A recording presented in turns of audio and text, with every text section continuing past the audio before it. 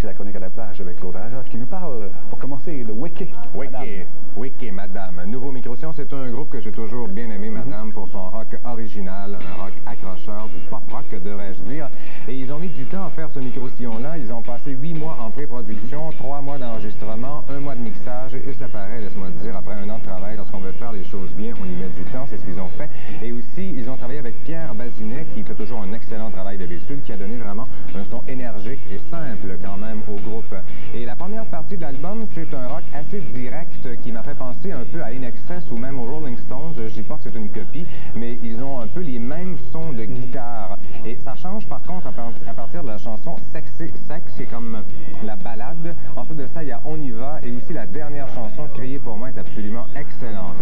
Et le groupe a vraiment été arrivé, je pense, à un son international. Et j'ai rien contre le rock à saveur locale, mais pour moi, c'est pas la musique, c'est un langage universel, et c'est mieux lorsqu'on est capable de rejoindre plus de monde. Je dirais que c'est pas bon, ni très bon, c'est excellent vraiment. C'est même leur meilleur album, même que c'est mon album québécois préféré depuis le début de l'année 1991. J'espère qu'ils gagneront des prix avec ça. On regarde un extrait de Persona non grata, madame.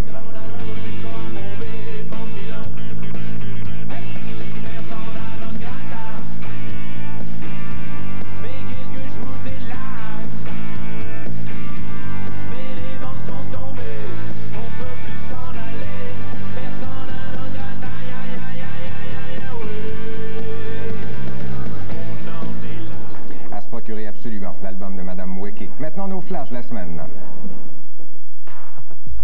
La tour, on connaît pour People Are Still Having Sex, une excellente chanson qui, la semaine dernière, fut élue boss clip de la semaine à Musique Plus. Le restant du disque est par contre moins commercial et pourrait même plaire aux amateurs de techno alternatif. J'ai pas mal aimé ça.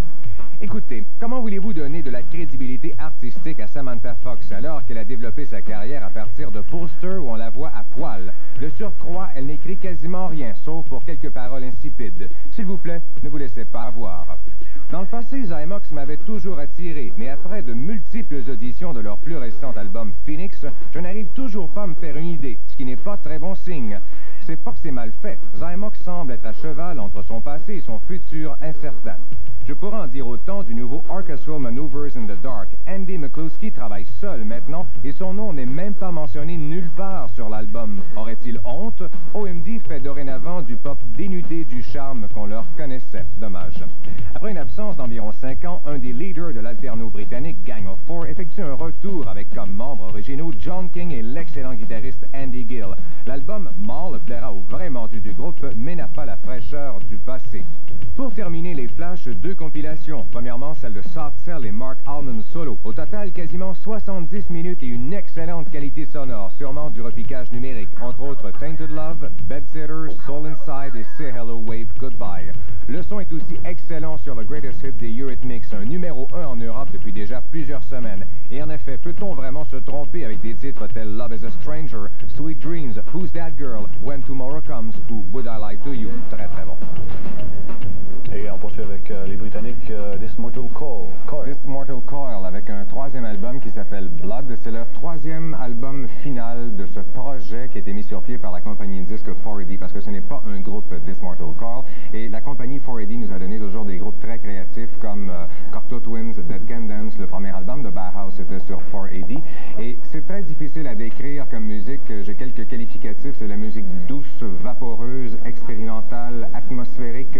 C'est comme du nouveau progressif à peu près, ça s'écoute bien de A à Z, avec des petites touches de classique par-ci par-là, et c'est à 95% des voix féminines, parce qu'apparemment les gars n'ont pas le genre de voix qui conviennent à ce genre de musique-là.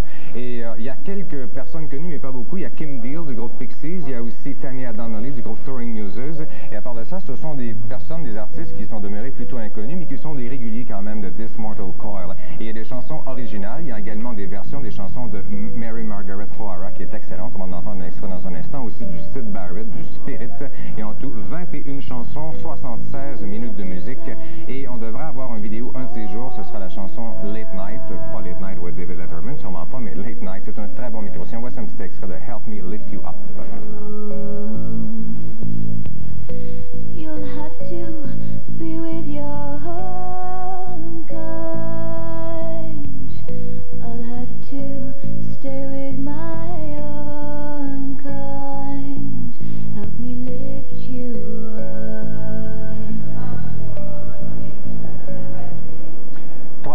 cette semaine. Les voici à l'instant. En 5e position au Québec, le super maxi de Jean Leloup en 4e, l'album de Luc de la Rochelière, en 3e, Marie-Denise Pelletier, 2e, Ginette Renault et au numéro 1, Boulevard des grands succès. Au Canada, toujours côté album en 5e, Paula Abdul, en 4e, CNC Music Factory, 3e, Rod Stewart, 2e, Roxette et au numéro 1, R.E.M. En France, côté album en 5e, UB40, 4e, Rolling Stones, 3e, Frédéric Goldman Jones, au numéro 2, Patrick Bruel et bonne première, Mylène Farmer. Et on poursuit avec Electronic. Oui, c'est un duo qui, pour les amateurs de new music, on connaît bien. C'est Bernard Sumner du groupe New Order et aussi John Emmer, qui fait partie du groupe de deux, qui faisait partie des Smiths, qui a collaboré vraiment avec des tonnes de personnes au cours des dernières années. Et ils ne feront probablement pas d'autres micro-sillons. C'est vraiment, encore une fois, un projet. Il n'y a pas de concert de prévu. Et au niveau musical, au niveau sonore, c'est vraiment du dance de A à Z, quasiment, quand même pas du disco. C'est comme du New Order, et avec quand même une petite touche de John Emmer, mais il a surtout fait probablement un travail au niveau des arrangements, parce que c'est vraiment un album qui est plus orienté vers les claviers que vers les guitares. On voit vraiment que c'est le projet de Bernard Sumner, sauf 3 chansons qui font peut-être où la guitare est un petit peu plus prédominante. Et il y a une autre chanson avec les Pet Shop Boys qui s'intitule The Patient of a Saint, et ça ressemble vraiment plus à une chanson des Pet Shop Boys, je l'adore bien sûr. Et il y a un rap, il n'y a pas beaucoup de détails malheureusement, et il y a quelques noms, ils ont quelques invités comme ça qui viennent. Il y a d'ailleurs du hautbois dans une chanson, c'est assez agréable à écouter. Je dirais que c'est très bon, c'est pas renversant par exemple, mais j'ai eu quand même beaucoup de plaisir à écouter ce micro-sillon-là, et les fans de New Order adoreront sûrement, mais les vieux fans de Smith qui n'aiment pas le techno, je ne crois pas qu'ils aiment ça. On regarde un extrait de peut-être la meilleure chanson, Get the Message.